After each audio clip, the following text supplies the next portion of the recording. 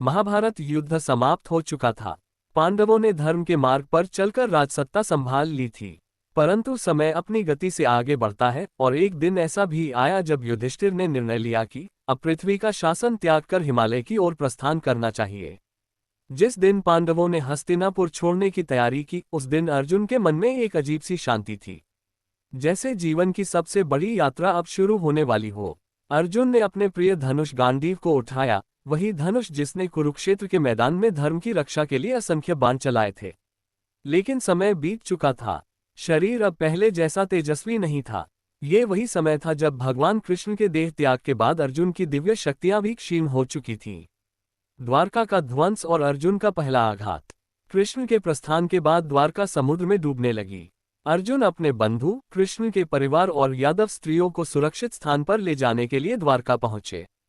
परंतु वहां उन्हें ऐसी घटना का सामना करना पड़ा जिसने उनके हृदय को पहली बार हिला दिया। मार्ग में कुछ डाकुओं ने हमला किया।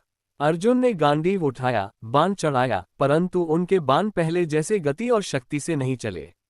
जो योद्धा कुरुक्षेत्र में अकेले अजेय खड़ा रहता था, वह अब सामान्य डाकुओं के सामने भी अपनी शक्ति खोता हुआ प्रतीत हुआ। अर्जुन ने समझ लिया कि उनका दैवी सामर्थ्य कृष्ण के कारण था और कृष्ण के देह त्यागते ही वह शक्ति भी साथ चली गई। इस घटना ने अर्जुन के मन में ये स्पष्ट कर दिया कि अब उनका जीवन अपने अंतिम चरण में है। कुछ समय बाद पांडवों ने हस्तिनापुर का राजयज्ञ पूर्ण कर शासन परीक्षित को सौंपा और हिमालय की यात्रा शुरू की। पहले द्रौपदी गिरी, फिर नकुल, सहदेव, भीम। परंतु अर्जुन चुपचाप अपने भाइयों की मृत्यु को स्वीकार करते हुए आगे बढ़ते रहे। लेकिन पांडवों की इस महायात्रा के अंत में अर्जुन के लिए एक अलग नियति लिखी हुई थी। कहानी के अनुसार जब युधिष्ठिर और अर्जुन आगे बढ़ रहे थे, तब अर्जुन के मन में अपने जीवन के अनेक प्रसंग उमड़ने लगे। गुरु द्रोण से शिक्षा, कृष्ण का स्नेह, कुरुक्षेत्र का युद्ध, अभिमन्यु का वध, अश्वत्थामा से प्राप्त शाप और स्वयं को धीरे धीरे कमजोर होते हुए देखना। अर्जुन जब हिमालय के ऊंचे शीत शिखरों पर पहुंचे, तब उनके शरीर की शक्ति ने उनका साथ छोड़ना शुरू कर दिया। वह जानते थे कि यह वही समय है जब उनकी आत्मा उस दुनिया से मुक्त होने वाली है, जिसके लिए उन्होंने सारा जीवन संघर्ष किया। धीरे धीरे उनका शरीर थकान और शीत से जकड़ने लगा। उन्होंने गांडीव को अपने पास रखा और आकाश की ओर देखा।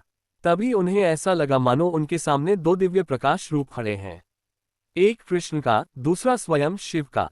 कथाओं में आता है कि अर्जुन ने अपने अंतिम क्षणों में दिव्य दर्शन पाए।